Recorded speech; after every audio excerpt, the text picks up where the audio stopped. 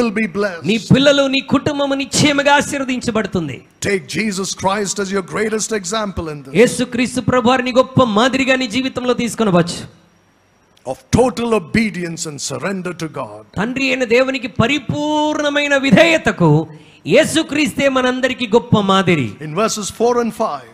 ద్వితీయోపదేశకాండం 6:4-5 వచనాల్లో he says, "Hear, O Israel, the Lord our God is one Lord, and thou shalt love the Lord thy God with all thy heart, with thy soul, and with all thy ఇశ్రాయేలు వినుము, మన దేవుడైన యెహోవా అద్వితీయుడగు యెహోవా.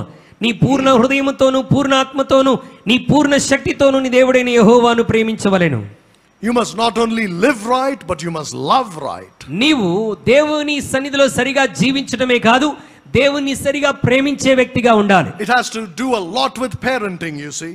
అనగా తల్లిదండ్రులుగా మనం చేయవలసింది చాలా ఉన్నదని జ్ఞాపకం చేస్తున్నాడు. It hits at the very heart of the matter. అనగా మరి హృదయానికి చాలా ప్రాముఖ్యమైన విషయాన్ని ఇక్కడ జ్ఞాపకం చేస్తున్నాడు. Before we can be successful Christian parents, మనం ఒక విజయవంతమైన క్రైస్తవ తల్లిదండ్రులుగా ఉండటానికంటే ముందుగా our love for the Lord Jesus Christ must be the most important part of our life. యేసుక్రీస్తు ప్రభువారిని ప్రేమించటం మన జీవితంలో చాలా ప్రథమమైనదిగా ప్రాముఖ్యమైనదిగా ఉండాలి. And our children should see us living right and loving the Lord. మనము దేవుని సన్నిధిలో దేవుని ఎదుట ఎలా సరిగా జీవిస్తున్నామో, దేవుని ఎంత అధికముగా ప్రేమిస్తున్నామో మన పిల్లలు మన జీవితంలో చూడాలి. What does it mean to love the Lord? దేవుణ్ణి ప్రేమించడం అంటే అర్థం ఏంటి?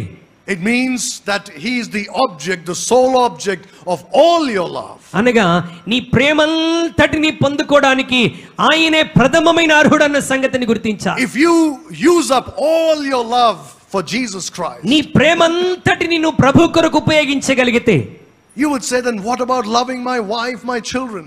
మరి మొత్తం ప్రేమంతా యేసయ్యకి ఇస్తే నా భార్య సంగతి ఏంటి, నా పిల్లల సంగతి ఏంటి? What about all that? మరి వీరందరిని నేను ఎలా ప్రేమించాలి? Don't worry about that. దాని గురించి మీరు చింతించొద్దు. God will fill you with his love. దేవుడు నీ హృదయం అంతటిని తన ప్రేమతో నింపుతాడు. And shed abroad his love in your heart. ఆయన తన ప్రేమను నీ హృదయంలో నింపడానికి so that you will be able to love others with the love of Jesus Christ. కనుక నీ ఇతరులను ప్రేమిస్తున్నప్పుడు యేసు ప్రేమ కలిగి నీ కుటుంబాన్ని ఇతరులను ప్రేమించగలవు. That's why he says, love God with all your heart, soul, mind and strength. అందుకొరకే దేవుడు అంటున్నాడు, నీ పూర్ణ హృదయంతో నీ పూర్ణ శక్తితో నీ దేవుని ప్రేమించాలి. That means nothing will be left for anybody else. అనగా ఇంకా ప్రేమ వేరే వాటికి ఏమాత్రం చెందడానికి వీల్లేదు. నీ పరిపూర్ణమైన ప్రేమ దేవునికి అర్పించాలి. Remember, Jesus said the same thing. యేసుక్రీస్తు ప్రభువారు కూడా అదే మాట చెప్పాడు. The greatest commandment is this. మరి గొప్ప ఆజ్ఞ, ప్రధానమైన ఆజ్ఞ ఏంటంటే, love the Lord your God with all your heart, soul, mind and strength. నీ దేవుడైన యెహోవాని పూర్ణ బలముతో శక్తితో నువ్వు ప్రేమించాలి. Lord, what are you saying? దేవా నువ్వేమని చెప్తున్నావు? If I give all my love to you, నేను నా మొత్తం ప్రేమను నీకే ఇచ్చేస్తే how can I obey the second commandment? నేను రెండవ ఆజ్ఞను ఎలా నిర్వర్తించగలను? Love my neighbor as myself. మరి నిన్ను వలె నీ పొరుగు వారిని ప్రేమించిన ఆజ్ఞను ఎలా నిర్వర్తించగలను? You think you can really love your neighbor as yourself? నీవు నిజంగా నిన్ను వలె నీ పొరుగు వారిని ప్రేమించగలనంటావా? How many of you think, yes, I can love my neighbor as అవును పాస్టర్ గారు, నన్ను నేను ఎంతగా ప్రేమించుకుంటున్నానో నా పొరుగు వారిని కూడా ఖచ్చితంగా అలాగే ప్రేమిస్తానని ధైర్యంగా చెప్పగలవా?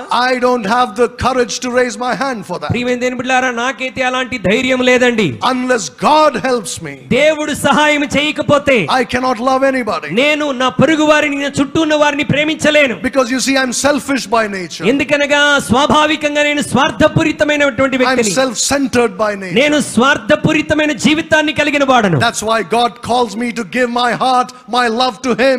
అందుకొరకే నా హృదయాన్ని, నా పరిపూర్ణమైన ప్రేమను దేవుడు తనకివ్వమని కోరుతున్నాడు. So that he can fill that empty space in my heart with his love. నా పరిపూర్ణమైన ప్రేమ దేవునికి ఇవ్వగలిగితే నా హృదయం ఇప్పుడు ఖాళీ అయింది గనుక ఆ ఖాళీ హృదయాన్ని దేవుడు తన ప్రేమతో నింపుతాడు. And then I will be able to love my neighbor as myself. దేవుడు తన ప్రేమను నా హృదయంలో నింపినప్పుడు నేను నన్ను వలె నా పొరుగు వారిని ప్రేమించగలను. Think about it. దాని గురించి ఆలోచించు. When your spouse does something wrong, నీ జీవిత భాగస్వామి ఏదైనా పొరపాటు చేస్తే, if your spouse does something that you don't like, నీ జీవిత భాగస్వామి నీకు ఇష్టం లేని పని ఏదైనా చేస్తే, makes you angry, నీకు కోపం తెప్పిస్తే, how many times have you cursed that నీవెన్ని person? సార్లు ఆ వ్యక్తిని శపించి ఉంటావు? And how many times you got so angry that you cursed and said, I wish I had not married this person? ఎన్ని సార్లు కోపం తెచ్చుకొని అసలు నిన్ను పెళ్లి చేసుకోకుండా ఉండుంటే ఎంత బాగుండేదని ఎన్ని మార్లు అని ఉంటావు? Is that love? అది నిజంగా ప్రేమ అంటారా? No. అది ప్రేమ కాదండి. You see, we are the bride of Christ. మనము